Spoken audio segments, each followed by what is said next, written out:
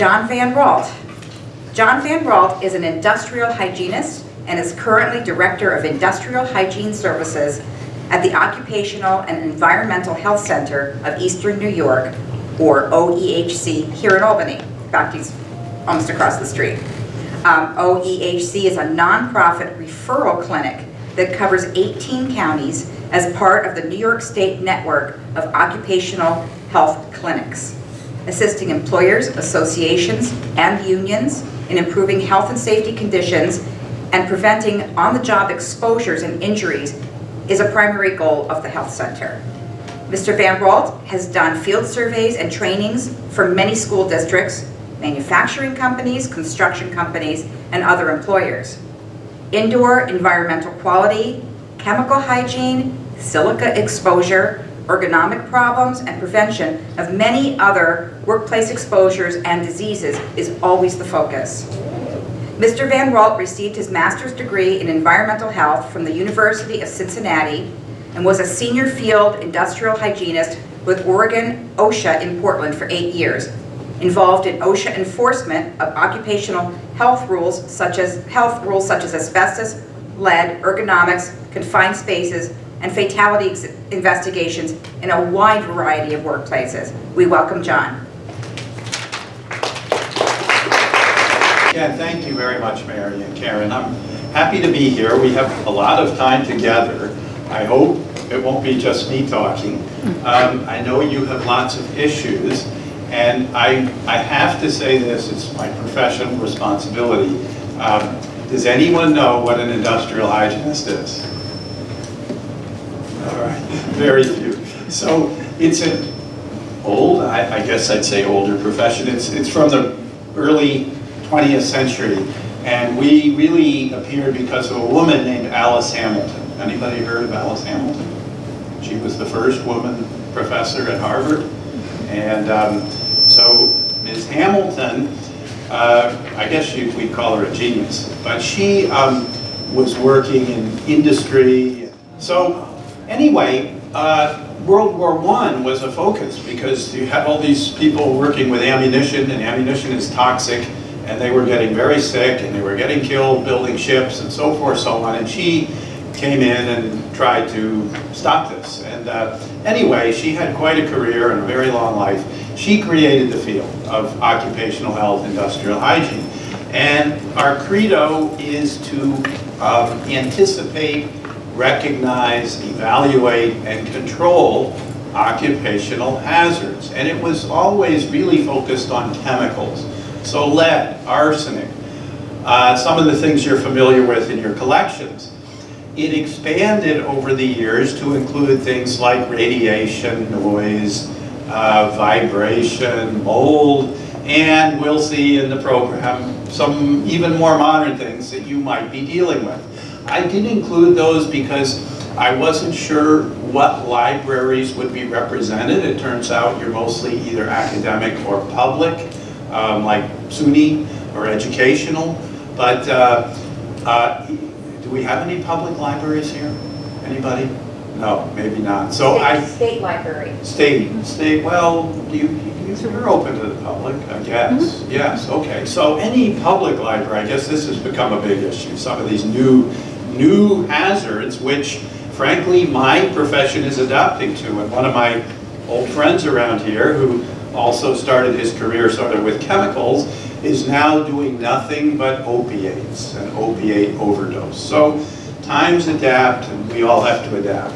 So anyway, again, I started sort of more focused on chemicals, but we're going to be much broader than that, and so that's it. All right, so what we're going to start with. So libraries, museums, archives. I assume you all recognize this library.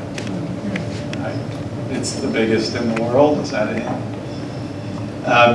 So I certainly, again, focused on libraries. So what are potential hazards? And even museums. Originally, Karen and I had talked about museums, but I don't think there are many museums here. But they have similar issues. So what are your hazards?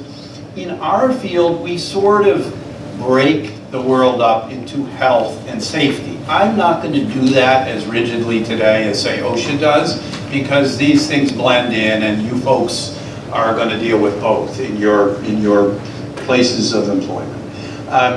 We're going to talk about the hazard. So that's the first section. Then we'll take a short break. Then we've sort of broken it down, Karen and I, into prevention, protection, risk reduction.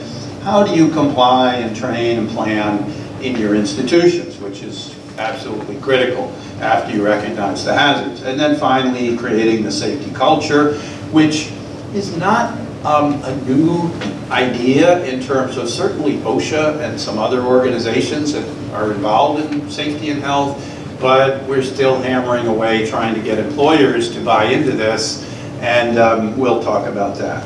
And I hope, again, we can have some discussion and questions. Does anybody have any burning question or chemical or issue they're dealing with right now that we can hear about maybe right off the bat? Like arsenic in your collections. You have arsenic? No, the Dewey Library has our group study closed because of asbestos abatement. Oh, asbestos abatement. Okay, so I told Karen we should write it down on the whiteboard, but I'm going to cover asbestos. I know a lot of us are in older buildings. It's always an issue. And if you're responsible for this organization, this building, it's going to be an issue you have to deal with. What else? Anything else like that? Karen? Acetate negatives. Acetate, oh, that's a good one. Yeah. I didn't put that in the presentation, but we can talk about it. Maria. Karen? Mold. Mold. Anybody else dealing with mold? It's continuing, right, with paper. Older paper, and we were talking about it with certain organizations before we started, but what happens to buildings? They leak. They leak from every direction, the walls, the floor in a flood, and the ceiling from the pipes or the roof leak. So yes, water happens, and it's happening today. It's just something that's going to happen. Yes? We're dealing with some radiation and mercury vapor in some of our scientific equipment. Oh, interesting. I mentioned mercury in here, but it's not due to that. And I mentioned radiation to be aware of. What kind of radiation sources? It's from radium paint on dials. So it's radium Old paint. electronic equipment that's historic. Right, that's famous. That was something Alice Hamilton worked on. And of course, there's that great play, I can't remember the name, Radium Girls, I think it was, about the poor girls, they were very young, who painted those dials, and they would put the radium paint in their mouth and tip the brush, and it caused absolutely horrible diseases. Well, their jaws rotted away and they died, but very awful. Okay, so that's an interesting one. So you folks deal with lots of odd things like that most people don't think about. So we'll get into all of those. I guess I don't need to write them down. Do you want me to take the whiteboard down? Can you see the screen better? You folks on this side? No, it's not blocking you? All right, then I won't bother. So that's a good collection, and those are more up my alley. They're more chemical related, and I've done many years of mold because that's what I do with indoor air. It's not so much the chemicals, it's more the mold. But it's a particle we can measure and look at under the microscope. That's a little easier in some ways than security and ergonomics, which are also big issues now. Security is more the public libraries. We'll talk about it a little. I think you all are dealing with it. It's, I guess, pretty common to discuss in the library field, certainly public libraries, or bigger city libraries. Okay, so I'm going to find him. So hazards. So we got to think, what are your hazards? You have to think, what are the hazards in your organization or on your site? And I know many of you are in much bigger organizations like the State Library and Archives or this library system here at University of Albany. But some of you may have standalone libraries, like we think of a county library or a town library in New York. And that's where I want you to sort of get your head. I don't think Karen has any, and Mary have any responsibility for the athletic fields and the grounds here. You might have responsibility for your grounds. And That's the library in our conception. So what are the hazards?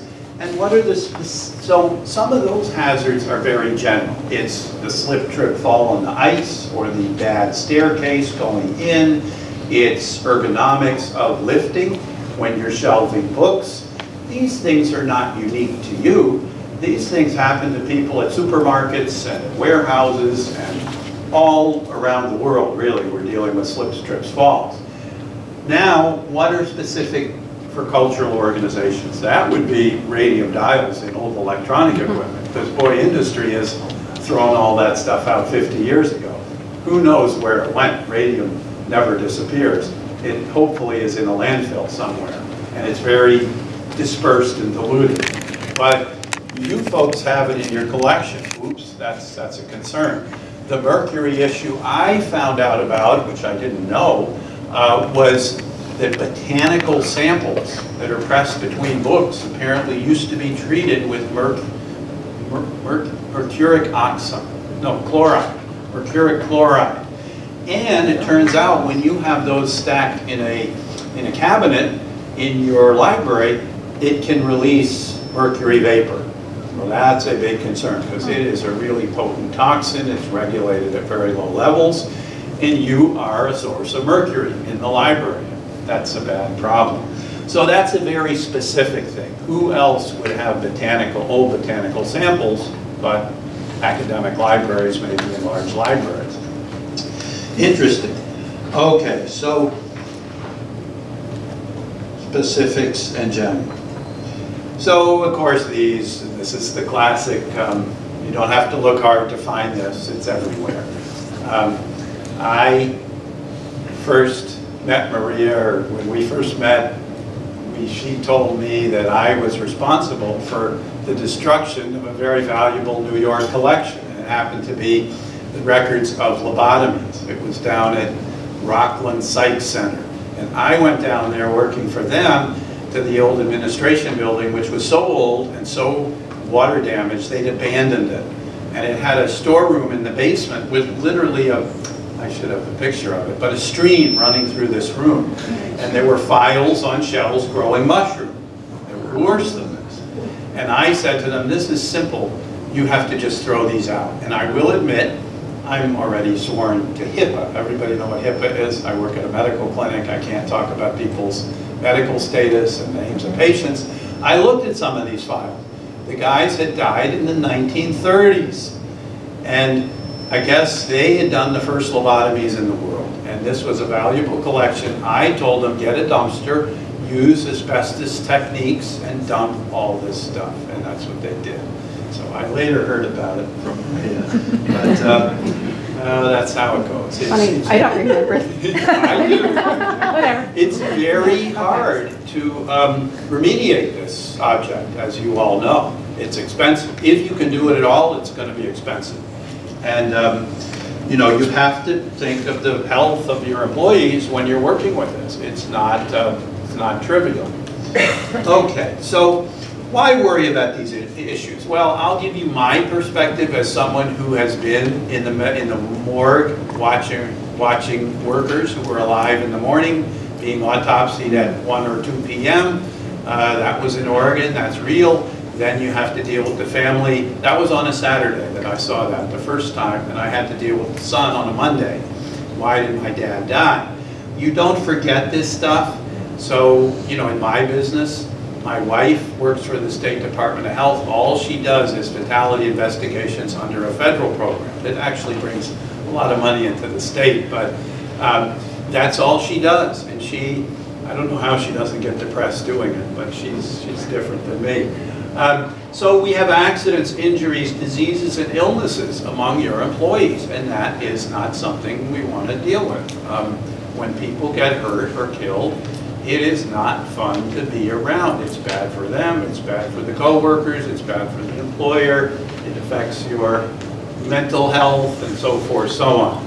And of course, your users and visitors, if you're a public library system. So we have the moral obligation to keep people healthy and to go home at the end of the day feeling good and not sick from work. OSHA and PESH are out there. If you're not familiar with the term PESH, I will make you familiar in a few minutes. And you have legal obligations to them. And OSHA absolutely can fine you if you're a nonprofit. I know Union and RPI are here. They are under federal OSHA in terms of accidents, injuries, and federal OSHA doesn't hesitate to fine organizations like that. The state PESH, it's a little different. They tend not to fine public agencies, but they make you spend money to fix things.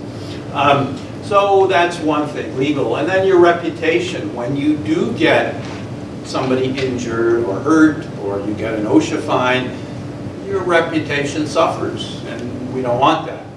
And finally, compensation costs. You should all know that everybody here is not, I don't think anybody here is self-employed. Unless you're self-employed, you're in a compensation system, well, very well-defined one in New York. And if people are getting hurt and injured, your organization is paying more in workers' comp costs, and that's a waste of money, complete waste of money. You want to spend it on books and videos, or what, I'm showing my age like people in debates, right? Books and, I don't know, flash drives full of movies, whatever you're doing these days.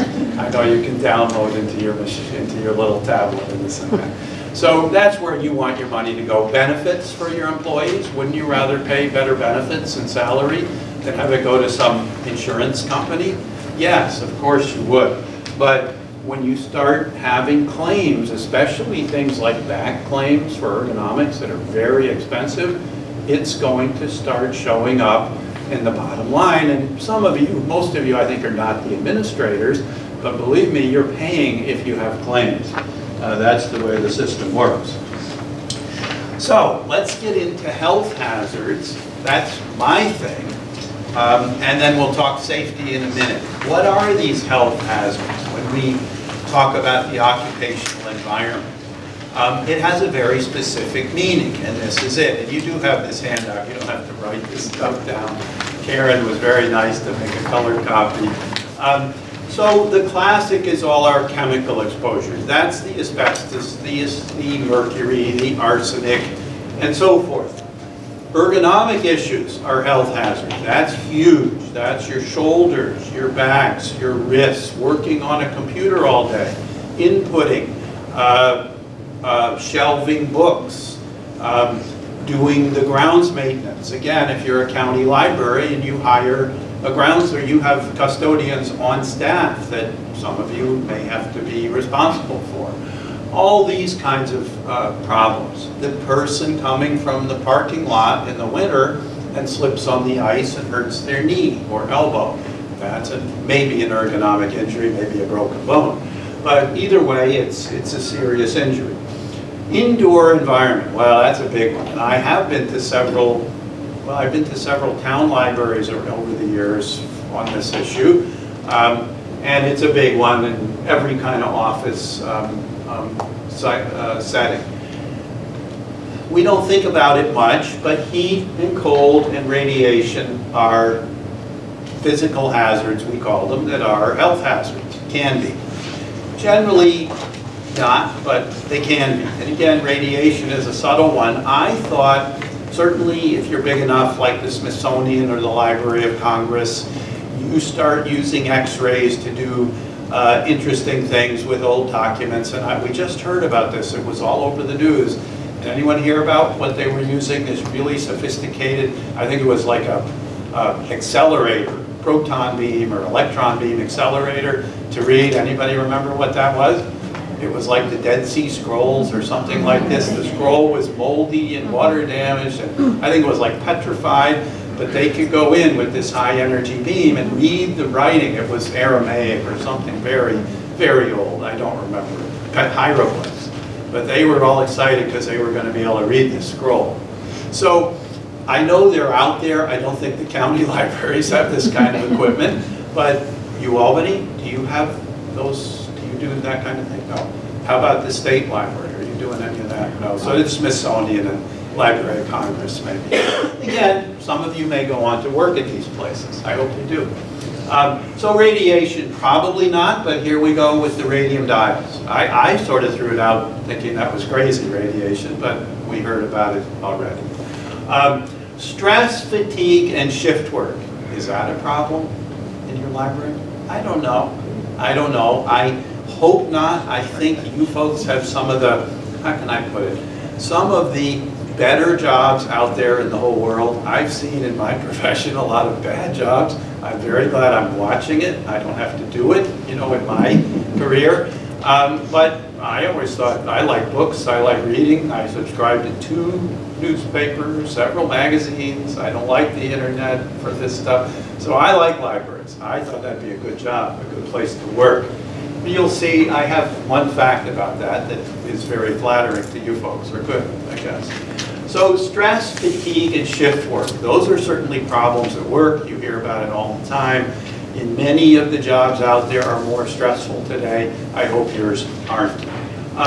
Fungal and bacteria exposures, well, we certainly know about that. I talked to Karen, and we're not going to emphasize that very much because you have, it's such a big thing for you folks. You have what we did, when was it, that we did the disaster training back in May. Yeah. That's why I'm here. We talk only about flooding and disasters for libraries and archives.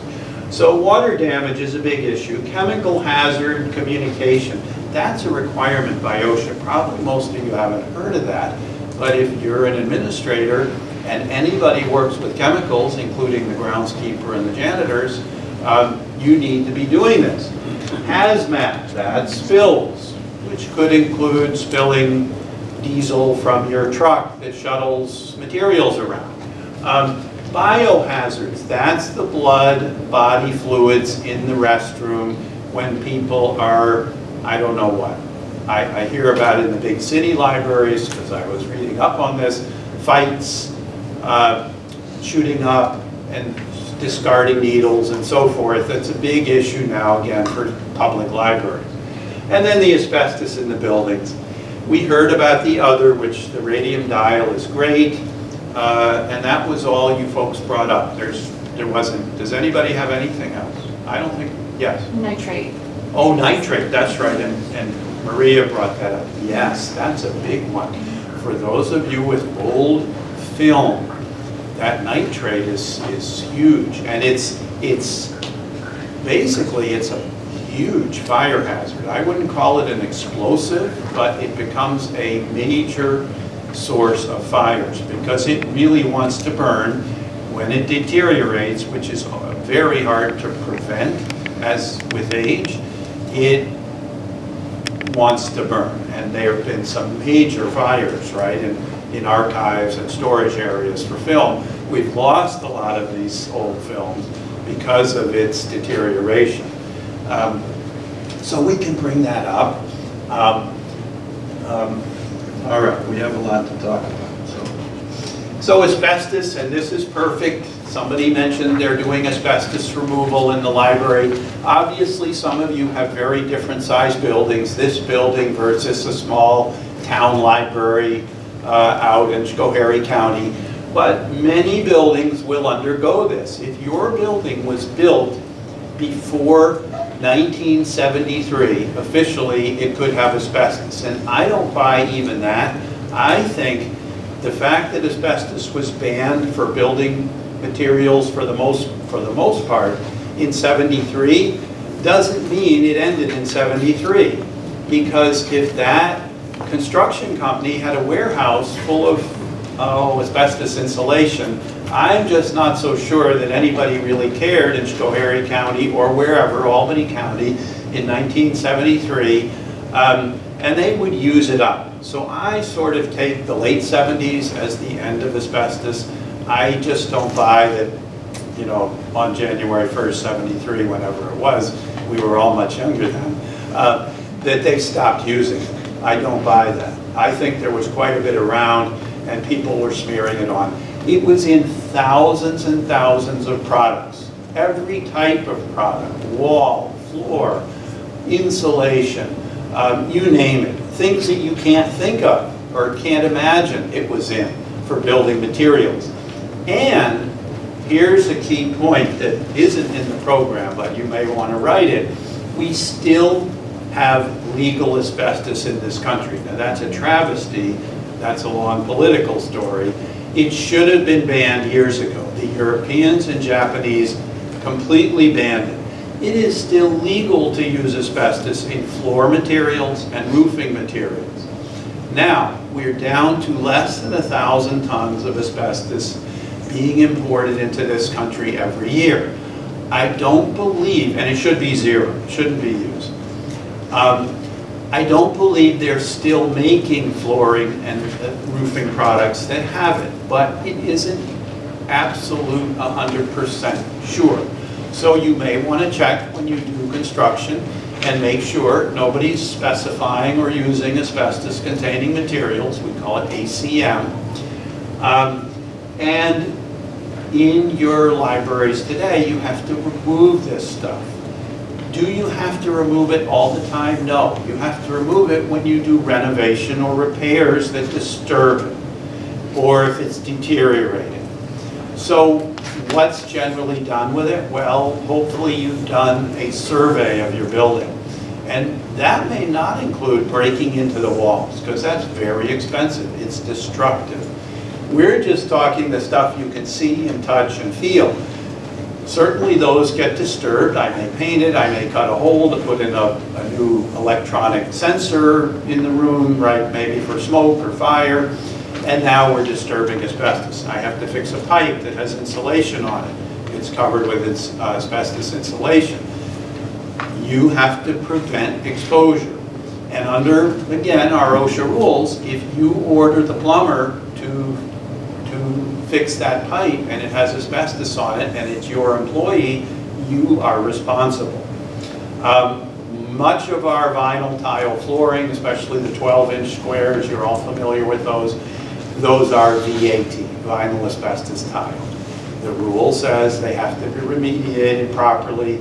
That's very costly for you. I personally think it's pretty low risk compared to some of the other types of asbestos, but it's still asbestos.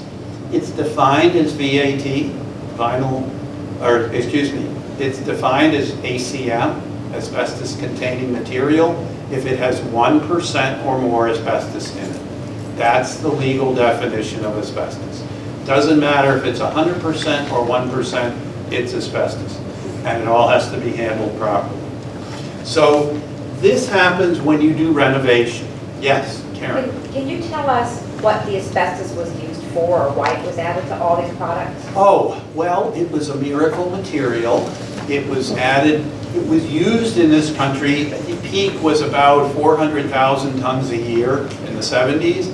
It mostly came from Canada, but there was a mine in Vermont, among other places, in California. It's a natural material. It does blow in the wind in some places because it's part of the rock. I could have brought pictures of some of those places. I've been to the mining districts in Quebec, which is quite impressive. So anyway, it was used because it was extremely fire resistant. It was a great insulator for things like hot steam pipes. It was cheap. It was completely acid proof, so you find it in laboratories a lot. I found it in a school, a private school in Albany. They called me in about mold and indoor air. It was a K through 12 school, very elite in Albany. They had this lab, you probably aren't guessing which one. It's more elite than the elite. So anyway, they had this lab that I was in, and they're worried about the indoor air quality from more or less the mold and normal indoor air stuff. I start looking at the desktops. It was a chemistry lab. The cabinets were lined with cement asbestos board. It's called transite that was really deteriorated. I said, you got a little bigger problem than the mold of the indoor air, which was mild.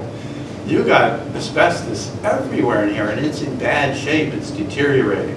So you often find it in chemistry labs inside the cabinets if they're older, because again, it was completely acid proof. The benches with the sinks, they would put like a black lacquer over transite cement asbestos board. And it lasts a long time, Siding and roofing. Again, it was in the ceiling tiles. We all know that white 2x4 ceiling tile that go in the grids. That stuff, I was in the factory once in Oregon. It's 50% ground up newspaper. Well, it's a big fire hazard, so they put in minerals and they put in asbestos to fireproof it. The older material, if it is 70s still, that's pretty old, it's full of asbestos. And it was in, they say thousands, many thousands of building products. It was in, what was it, when you put the drywall up and you put the mud, we call it mud, it looks like a plaster material, that was full of asbestos. It was for strength, it was for fireproofing. Mastic to put the floor tile down, the glue itself had asbestos in it. It was in everything. Again, it did strengthen things. Here's another one. You had a plasterer in your home, this is really old, or cement, and they could go buy 50-pound bags of pure asbestos. If they were a good mason, they would dump this in, and now you have much stronger, nicer cement. They said it was in the Berlin Wall, and that was one reason the Berlin Wall was so strong. It was full of asbestos. Yes. Asbestos was used in book cloth to rebind books. Yes, To it fireproof was. them.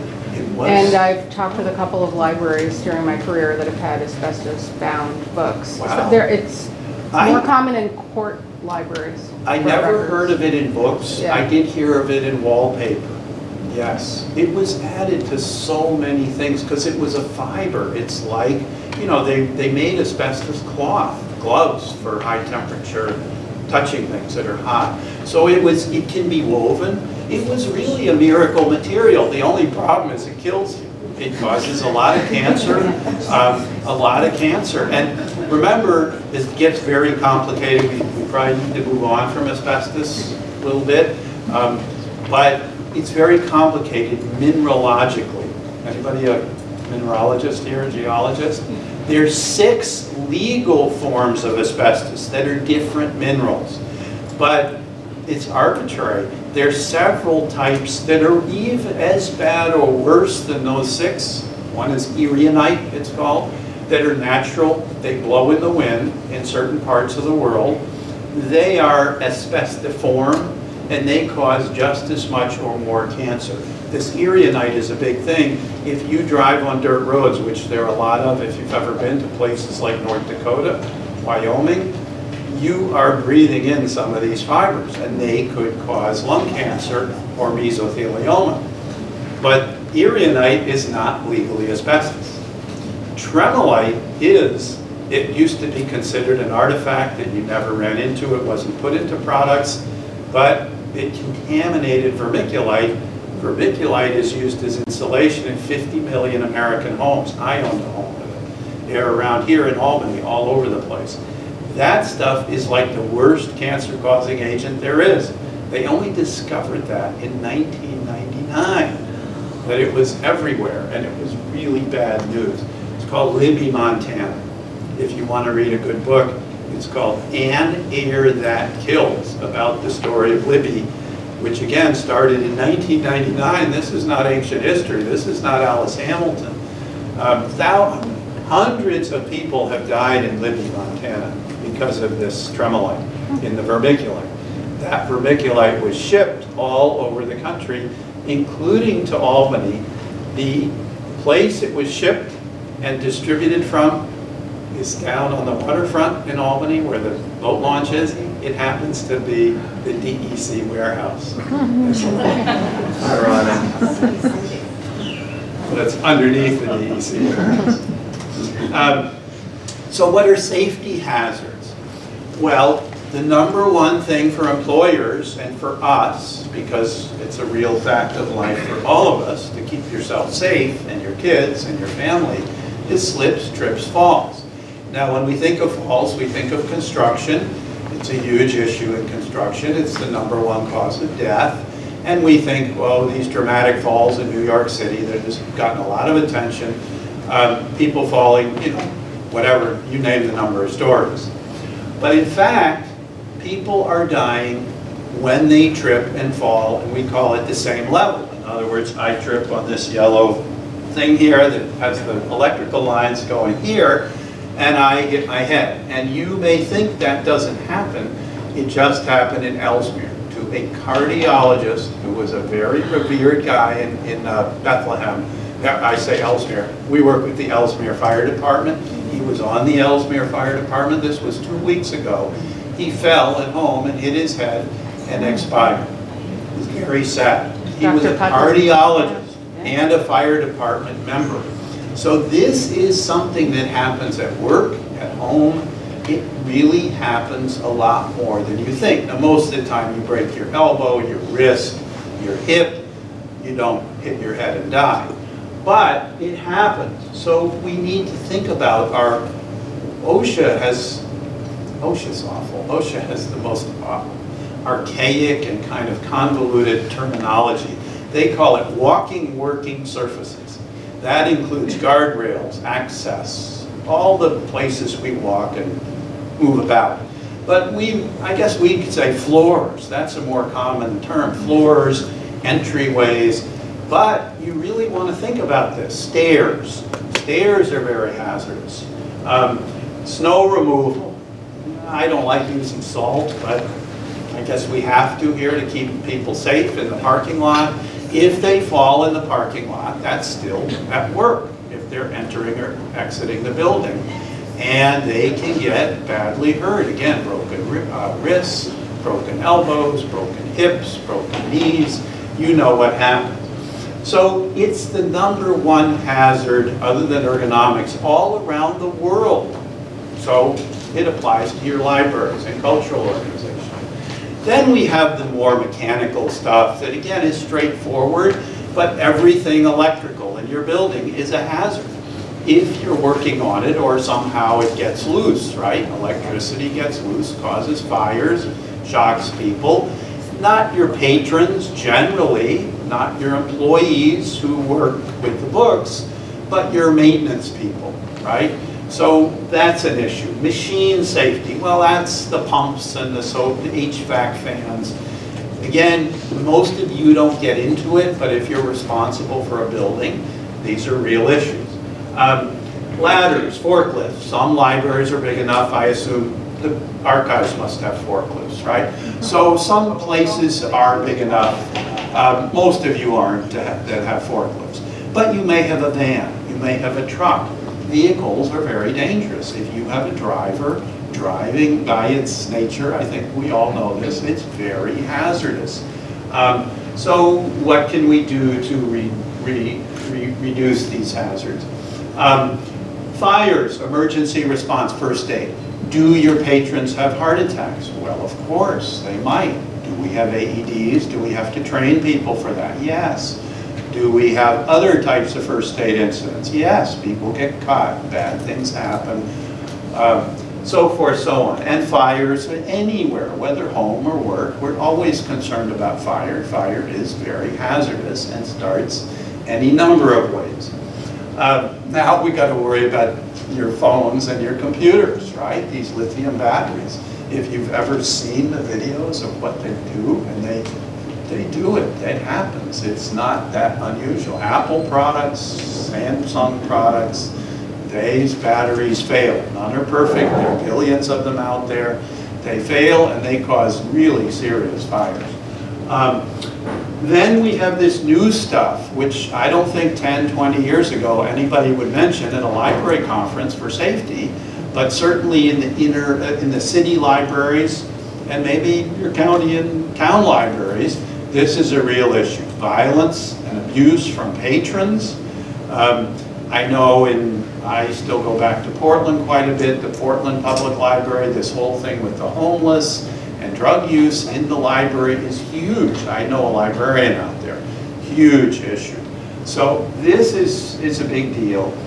Does anybody have any other kinds of safety hazards that I haven't thought of? Anything new? All right, so having much luck here. This thing wants to poke me whenever I pull over.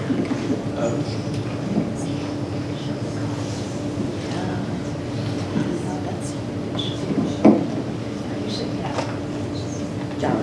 Yeah. And we also have a problem with shelving collapses a lot. Oh, wow, shelving. That's So, interesting. not always during earthquakes, sometimes it's during construction or just they weren't properly installed. That's a great one. Yeah.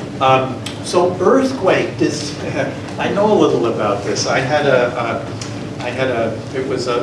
a long story, but we had an issue with a certain state agency that was cramming people into, we'd call them trailers, temporary buildings. And they were so crammed in that your space was, about as big as this. And people were engineers and they were attorneys, and they had, on top of their desks, they would put bookshelves right up to the ceiling. And one of the ways we tried to argue that it was time to build a real building, which they finally did, a very nice building, but it took like 20 years of arguing, was that there was an earthquake hazard, and that in an earthquake, people were going to get killed when these things fell over. It turns out New York is an earthquake hazard area. There is a risk, and especially up north by Plattsburgh. And once at this, I guess it'd be called the State Museum, there was a state geologist. I believe that position has been eliminated. And I talked to this gentleman, this is 20 years ago. He told me, New York, the risk is not well understood, but it's very real. The reason it's not well understood is we only have earthquakes every few thousand years, and it's specifically New York City, and they can be very strong, but because they're so rare, they don't have the faults mapped out, they don't really understand it.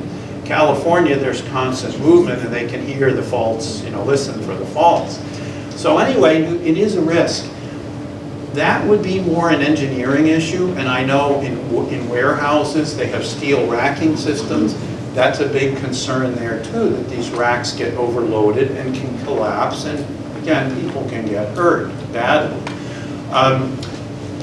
How would you address that? I think the only way is reputable manufacturers. We don't want to have jury-rigged, sort of systems. You have reputable systems. You understand the limits, which they all are going to have, that you can't overload.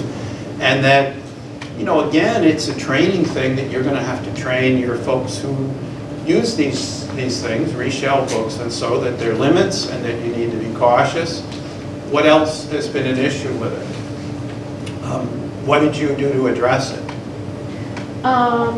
This happened at a place I used to work. There was construction going on. It was in the city.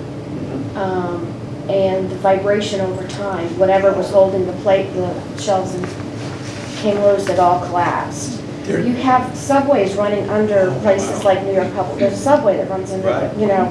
And then all this construction, when they start doing it just causes, so it happens slowly in that case, where suddenly, one went, it just was like a domino. Wow. It just took down all the other That's shelves in amazing. storage space. Was anybody hurt? No, it was storage, so there was no one in there at the time, but That's luck. yeah, it was a mess. But I know in California when they had there were staff in some of the areas when their shelves at University of California, Berkeley, the shelves collapsed when they had that, was it the Northridge? I think it was Yeah, up there. 89. Yeah, there were some people that was really, and you don't know, so you have to search for, they didn't know for sure who was where. Right. Yeah. So one of the things that brings up again is engineering and that inspection. And I'm going to discuss construction a little more. That when you're doing construction renovations, and I don't just mean painting the walls, but knocking down walls and doing real work, you really have to be on the ball and understand that things are not normal. That you have to do more inspection. You have to be alert to things that maybe you didn't think about. And I think a lot of it is that you deal with these problems by talking with the staff and everybody brainstorming and thinking what possibly could be an issue. And even if it's a small staff and we're thinking as well-trained librarians who spend a lot of time in these kinds of locations, I'm not sure you'd even come up with that one. But that is real. And it's like, how stable are the racks? How strong are they? Can they withstand jackhammering? I've been in buildings that have been involved where it wasn't a library, it happened to be a hospital office. The people were working in a nice room, big room, you know, building kind of office for a hospital. But underneath them, they had a tractor with a, well, they call it a hydraulic ram, but breaking rock, vibrating loudly all day long. And they were basically bouncing on the desk. So, of course, they called our OSHA organization to complain about the diesel fumes. Well, the diesel fumes were so faint that they were not breaking any rules. But to me, it was like common sense. You can't have people, office workers, bouncing at their desk, smelling diesel, hearing this roaring tractor. And it was like idiotic because the employer was wasting every penny they were spending in salary that day. Nobody was working. They were getting mad at their employer. So now you're mad for 20 years. You're going to remember this. To me, it was like, why didn't you do this at night? Oh, because it costs more from the construction side. Well, you had 50 people who weren't working and were now mad at you for the rest of their career. Does that balance? No, it doesn't. Anyway, it was an absurd situation, but we get into this sometimes. So, all right, so more health hazards in cultural work. So now some more specific things for you. We have the routine, well, more specific for your organization that apply, I think, pretty much across the board. We have janitorial issues and custodial issues. In other words, they use chemicals, and you can say libraries don't have chemicals in them. Well, they do, because you're using janitorial products. Yes. Last week I had a glycol leak right above my office. What was it from the HVAC. HVAC. Okay, we'll get into that in a minute, what that means with people. I don't think I addressed that specifically. But we have chemicals in the building. So one of the obvious ones is janitors. Now, some of you may contract that out. Let's say I'm Bethlehem Library. I live in Bethlehem. Maybe it's contracted out. Okay, then it's sort of not your issue, but you still have chemicals on site. Your employees aren't using them. You don't have to train in chemical hazard communication. But you have to be ready for a spill. You have to deal with your patrons and your own employees if there's a spill. And if it's bleach, it may be quite a strong smell. What are you going to do? Then there's the issue of the building itself. HVAC, we're a little, here it is, heating, ventilating, air conditioning. So everybody has an HVAC system, and there are many types. A bigger building like this, it's a network of pipes that bring hot and cold water around this building to then put heat or cooling into the air. Everybody follow that? There are different systems, and smaller buildings may not have that piping system. But that pipe can't be filled with just water. It is basically water. Why? Because water corrodes things. And you have to put chemicals into the piping system to stop corrosion and to stop freeze-ups, because we really don't want the pipes to burst. So glycol is antifreeze, and it is added to these systems. It's also added to the sprinkler system piping. Was it a sprinkler system or HVAC? It was HVAC. Okay, so HVAC, they put all kinds of chemicals, and it turns out some of them are very noxious. When the water leaks, if there's a leak, those chemicals now get in the air, and they're quite noxious. By the way, they tend to be very corrosive. They're anti-acid, but they're bases. Now there are other things. And generally, there's a room, the furnace room, certainly in a place like this, where there's a 55-gallon drum or larger, where they're pumping those chemicals, metering them slowly into the system. The person that handles that, who at SUNY Albany, as I guarantee, is a SUNY Albany employee, they have to be protected, they have to have the chemical hazard communication, and so forth. If you're Bethlehem Library, I think Bethlehem doesn't have a system like that. It's big enough, it may not, or it's small enough that it may not, but I'm sure they have janitorial chemicals. Again, they may well have one or two maintenance people on staff that have to be trained, and that the head, I guess it'd be the administrator of Bethlehem Libraries, who I assume would be a librarian, right? They would be responsible for the person who does this kind of work behind the scenes, right? The patrons don't really see that person, but they're employees. So again, we have chemical hazard communication for any chemicals you have on site. We have the operation of the HVAC system, and that is a term you all should know and use from now on. Heating, ventilating, air conditioning, 3 separate things. Heating and cooling are separate from the quality of the fresh air we're bringing in. The system does all 3, and they can all be separate. What I mean by that is you can have nice temperature, but very poor air quality. You could have very hot, but good air quality, and that's the one that people call me in, and I may wind up telling them it's just overheated in here. And if you reduce the heat, people won't feel tired and they won't feel sick, but the air quality is fine. It's hard for us to kind of distinguish between too hot and poor air quality, or you may have both. I've seen that too. It's too hot and the air quality is bad. So they're all independent, separate items. And that includes, by the way, humidity, which is very important for you folks in your paper. Humidity is part of the HVAC system. Comfort and health. Again, comfort, maybe just a little too warm. But health may be, yes, we have poor filtration, we got lots of bacteria and mold and pollen in this building, etc. Ergonomics, yes, certainly for you folks, sitting all day at the front desk, you're running a computer, dealing with heavy books, maybe some of you aren't as big, you have to reach, shelving books up high. I have a picture of that. Boy, this is annoying to me. Get this out of my arm. Okay. And other kinds of ergonomics. Again, mostly those two, working on a computer, working at the front desk, shelving books, lifting and back injuries. So fungus and bacteria and then chemicals in collections or due to flooding and moisture. Those are major for you. And then arsenic and mercury in the collections. Radium, which now leads to radiation in your collections. If you have machinery, or not machinery, electrical instruments. Some of these are very famous. Everybody's been to Mass MoCA, right? Mass MoCA made electrical machinery, and I know they had some displays there once, many years ago when it opened.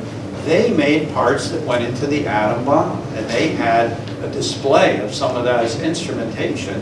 And these are the kind of things that those nice dials had radium in. I don't know World War II. Certainly the 20s and 30s. They might have stopped by where they realized how bad it was by World War II. But again, these kinds of collections. Any others? I don't know. Maybe we've heard about a few. Oh, yes, the film. Film is a big one. And film has to be really handled especially carefully. So here's the mercury issue, and I guess this is from the Smithsonian, I found this, and when you see the gray, that's where the mercury is really coming out of the paper. And it can release, if you have this thing, in a drawer flat, I imagine it like the map drawers, it's going to release mercury into the building. And it doesn't take very much. We measure it in parts per billion, and just a few parts per billion are very unhealthy. Yes. Does it have a smell? No, you absolutely do not smell it at those levels. That it's it's an OSHA hazard, it's an EPA hazard for your patrons, and no, absolutely no smell. So you have to be aware of this kind of thing.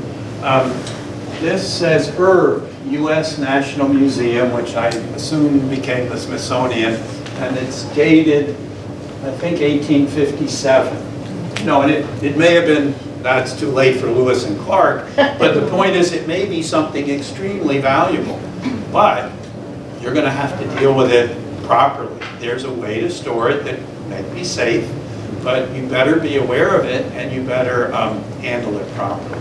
So does it off gas? Yes. It does. Yes, it off gases.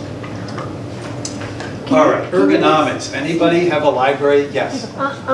In regard to the mercury, what would be the safe way to handle that? if you have a botanical volume? Well, I'm not a conservator, and I know you have some heavy-duty science in your profession. Maybe there's a way to neutralize it so that it doesn't off-gas. That's what I'm thinking. Maybe there's a treatment, although again, these kind of things, if they're valuable enough, you don't want to treat them. Or you'd have to store it in a properly ventilated enclosed case, which has a filter that can take the mercury out. And we do have filters for mercury. It's actually activated charcoal. So, but that would have to be specially designed, and obviously cost is a factor. And you'd have to be isolated. You'd want to be wearing gloves, and on and on and on and on if you're handling it. So, and it's awareness. That's part of the whole thing I'm trying to get you guys to understand. You need to know what you're dealing with and train your staff accordingly. Yes? Do you know if there are any materials that that treatment was used with some sort of degree of regularity, or is there something that we can look for that this might have mercury in it? It sounds like, well, what I read, again, it was some of my own industrial hygiene aspects of museums. That's what it was, and I'm going to get to that, the reference. It just said botanical collections for the mercury. Again, there may be other things. Sure. But it said specifically these botanical collections. It may have been that they thought that paper, well, I know why they put the mercury in. They were putting the mercury in to kill the mold and the bacteria, right? Because these nasty chemicals like arsenic and mercury do that. Or bugs. Yeah, or bugs. Biological, well, antibiotic, if you will. That's what they were doing, pesticide. So, yes? Just for other people's information, some textiles in the 1850s were soaked in arsenic. So that's an issue with clothing collections. I'm coming to the arsenic. Feathers, too, if you have like headdresses, these things, they were treated with arsenic also. Taxidermy. Yes, taxidermy, yes. So, does your library look like this? Obviously, this is not the United States, because we're not very conscious of this. It's a Swedish university. And I wonder, I've been in Sweden, I didn't go to the university library. I don't know if every Swedish library looks like this, but that's a Swedish university. Okay. We're almost there, and we'll take a break. Safety hazards. So is any unique? I don't think many are. The only one I can think of, fire issues are really safety. And the film, the nitrate film, that is a unique safety issue to your profession, maybe, and maybe Hollywood. And boy, you have to be very aware of that. Because again, these things can spontaneously burn and start a major fire in your stacks or storage area, whatever we want to call it, that you have that film in. So that's a unique one. Most, I'd say, are not unique. In other words, slips, trips, falls in the buildings, fires, first aid, emergency response. You have to be ready for patrons to have heart attacks, not just or employees. That stuff happens. Electrical, you don't have a lot of machinery and equipment, but you have the HVAC, you have buildings with wiring, and wiring goes bad. Yes? What about toner? Toner for copiers and printers. I can talk a little more about it after the break. It's not a major thing, but I always say if you have an industrial copier running, and we have a definition of that, it's 30,000 a month, so more than 1,000 a day, you need to have ventilation, and that is something you need to think about. Occasional copying, it's good to have good ventilation, but it's not a major hazard. But if it's running all day long, that's another story. Now it is more industrial, and we need to treat it properly. And again, that means special ventilation.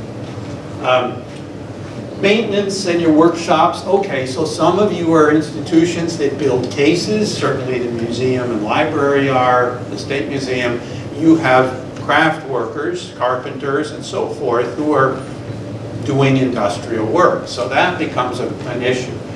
Field work. I don't know how much field work you folks do. I sort of get I know archives goes out to flooded county facilities, and that's certainly hazardous field work. And again, even having a driver who delivers books, I'm thinking of interlibrary alone, when you have vehicles, there are major hazards. What can you do? Well, it's maintenance of the vehicle, it's training and vetting of the drivers.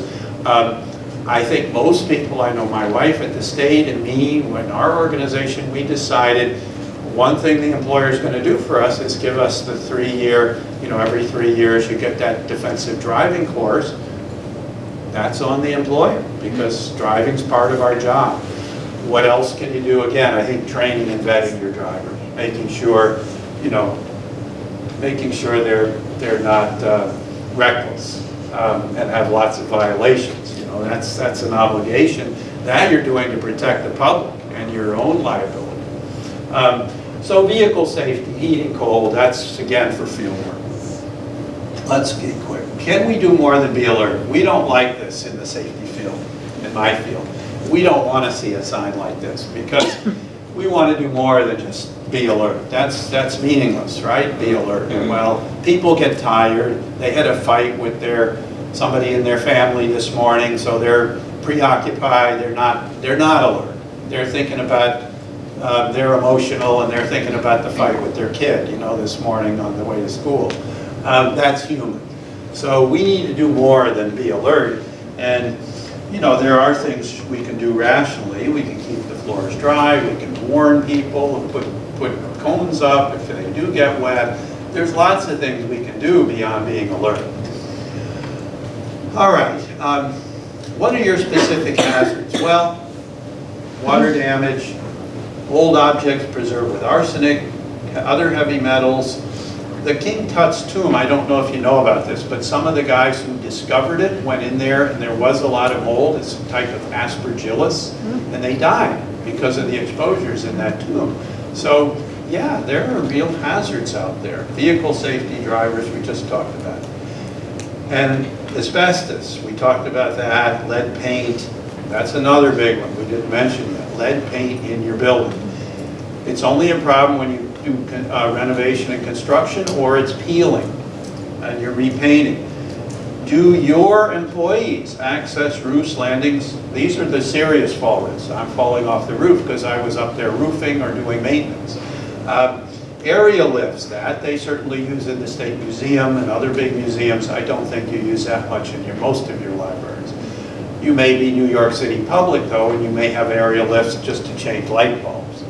Again, I don't think most of you deal with that, but does this library? We've Yeah.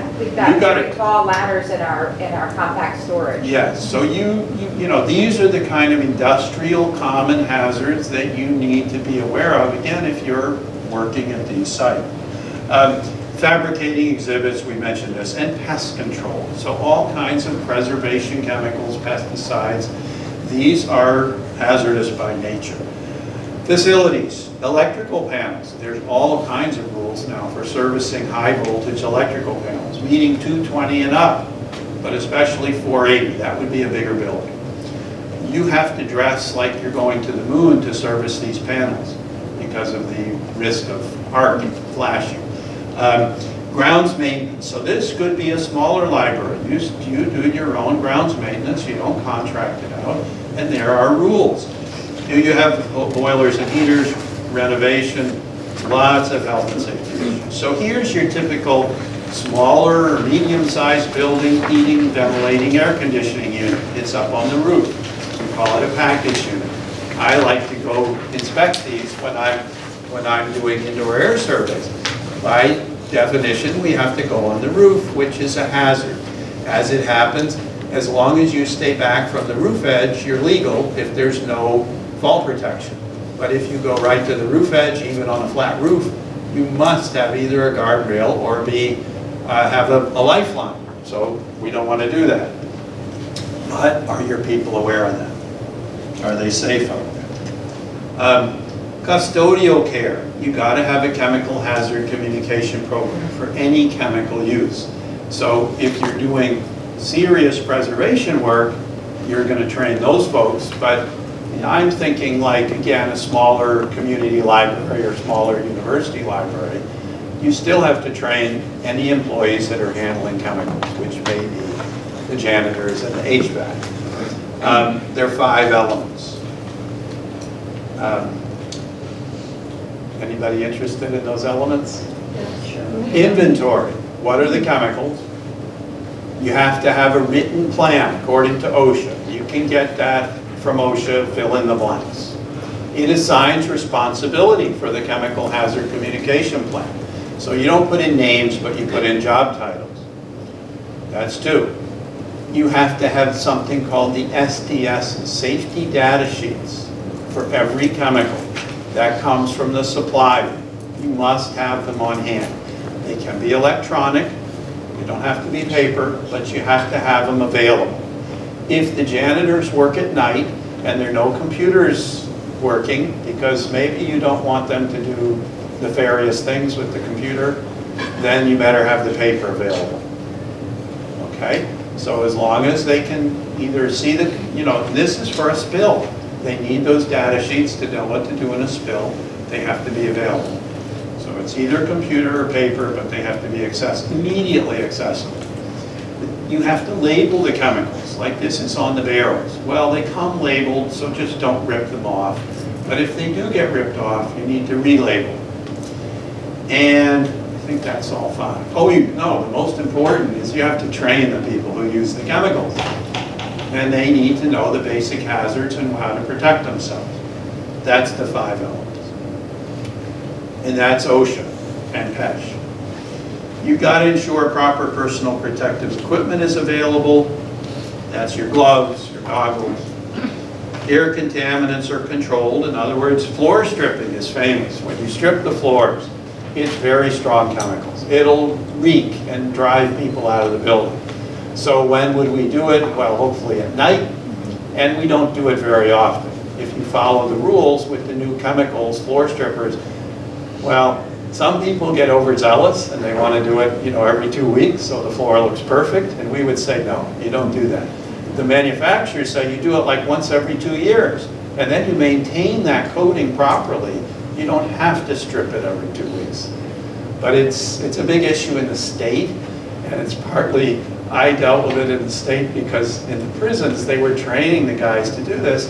So in the prisons you had lots of administrative workers, and every week they were being blasted by the smell in the corridor when they were training the inmates to strip the floors.